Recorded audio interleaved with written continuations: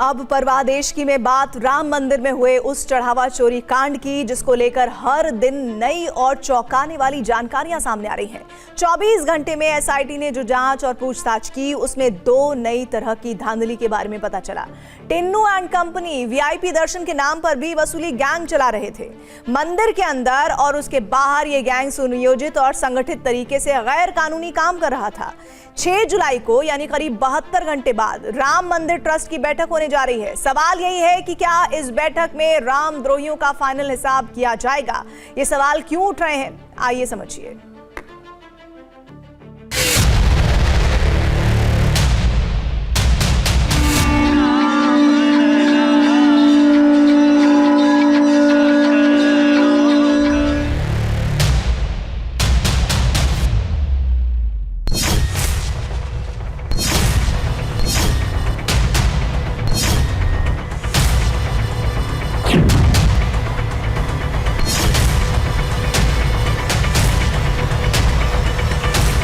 जो भी मंदिर लूट रहे हैं उनको हिंदू माफ नहीं करेगा।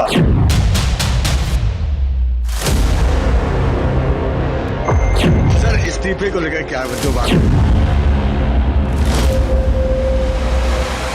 निश्चित तौर से चंपत राय बंसल उस चोरी में और पूरी तरीके से उन्होंने वहां चोरी किया है और लूटपाट किया है।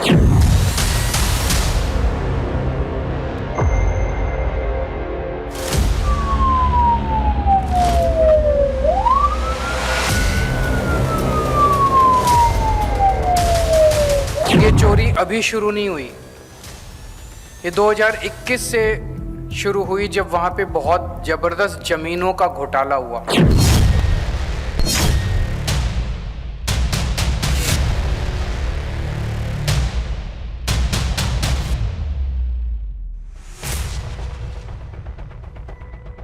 विपक्ष को राम जन्मभूमि मामले में बोलने का कोई नैतिक अधिकार नहीं। जो चोरी करेगा, जो गलत करेगा, उसके खिलाफ कार्रवाई होती है, वो कार्रवाई होती है।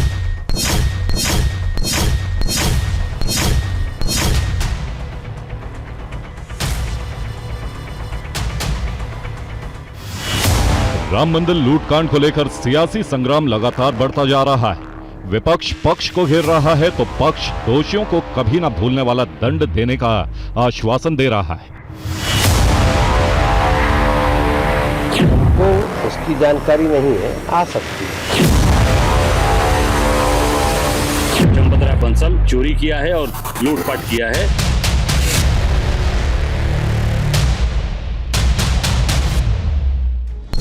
राम मंदिर को लेकर राजनीतिक युद्ध इसलिए भीषण हो गया है क्योंकि जांच की आंच अब ट्रस्ट के 3 बड़े नामों और किरदारों तक पहुंच चुकी है। ये नाम है चंपत राय, अनिल मिश्रा और गोपाल राव। एसआईटी इन तीनों से अलग अलग पूछताछ कर चुकी है।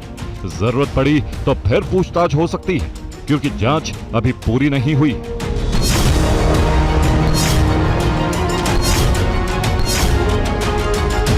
चंपत राय, अनिल मिश्रा और गोपाल राव चढ़ावा चोरी कांड में इन तीनों की भूमिका संदिग्ध पाई गई है। ट्रस्ट के ये 3 बड़े पदाधिकारी और उनकी कार्य प्रणाली संदेह में है। इन तीनों पर एक नहीं बल्कि कई सवाल उठ रहे हैं। सच ये है कि संतुष्ट करने वाले जवाब अब तक नहीं मिल सके। यही वजह है कि इन पर हर बीतते दिन के साथ शिकंजा कसता जा रहा है।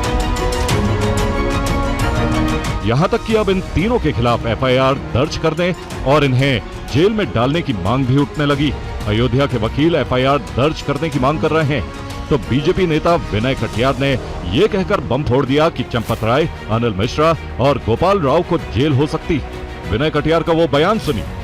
चंपत राय भी है, गोपाल राव भी है, ये सब जितने हैं, ये हाँ अनिल मिश्रा हैं, तो ये तो किसी कारण से थोड़ा बच गए, जेल नहीं जा पा रहे हैं। अब हो सकता आगे जाएं। अभी पैसा का गबन हुआ है, जबरदस्त गबन हुआ है। सुना आपने, विनय कटियार ने कहा कि राम मंदिर में पैसे का सिर्फ गबन ही नहीं हुआ है बल्कि जबरदस्त गबन हुआ है। चंपत राय, अनिल मिश्रा और गोपाल राय अब तक भले ही बचे हुए हैं लेकिन भविष्य में भी बचे रहेंगे इसकी कोई गारंटी नहीं। गबन की वजह से तीनों को जेल में डाला जा सकता है।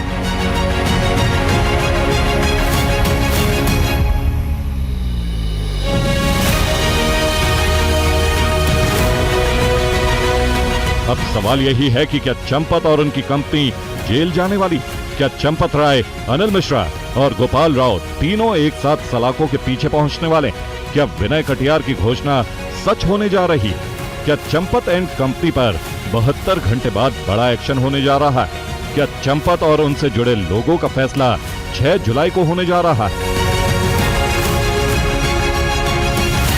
ये बड़े और अहम सवाल इसलिए उठ रहे हैं क्योंकि 6 जुलाई को राम मंदिर ट्रस्ट की बैठक होने जा रही है। ये बैठक मंदिर में हुए चढ़ावा चोरी कांड को लेकर ही हो रही है। रिपोर्ट के मुताबिक इस बैठक में कोई बड़ा शख्स शामिल हो सकता है। ये शख्स ट्रस्ट के बाहर का होगा। यही वजह है कि इस मीटिंग में बड़े फैसले की उम्मीद है। अधिकारियों को मीटिंग में देखिए क्या किया जाए।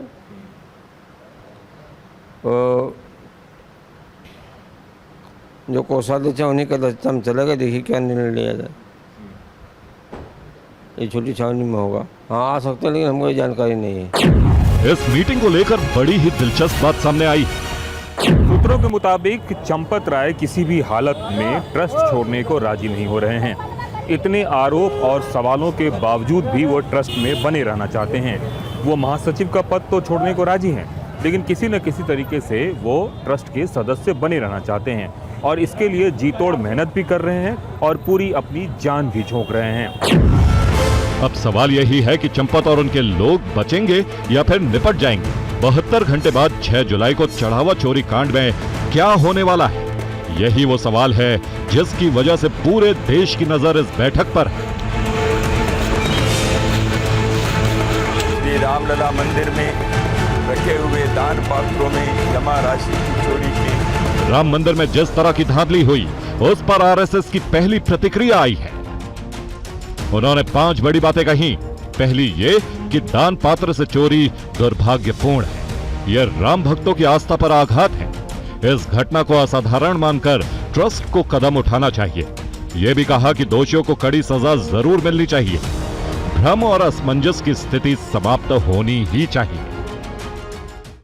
अयोध्या में श्री रामलला मंदिर में रखे हुए दान पात्रों में जमा राशि की चोरी की दुर्भाग्यपूर्ण घटना से समूचे समाज और राम भक्तों को भावना एवं श्रद्धा को आघात पहुंचा है तथा इस घटना से हम सभी आहत हैं। इस घोर निंदनीय घटना को असाधारण मानकर गंभीरता से व्यवस्था एवं संचालन की सभी कमियों को दूर करने हेतु परिणाम कारक कदम उठाए। जांच में जो भी दोषी पाए जाएंगे उन्हें कठोर दंड हो, यह सुनिश्चित करना आवश्यक है।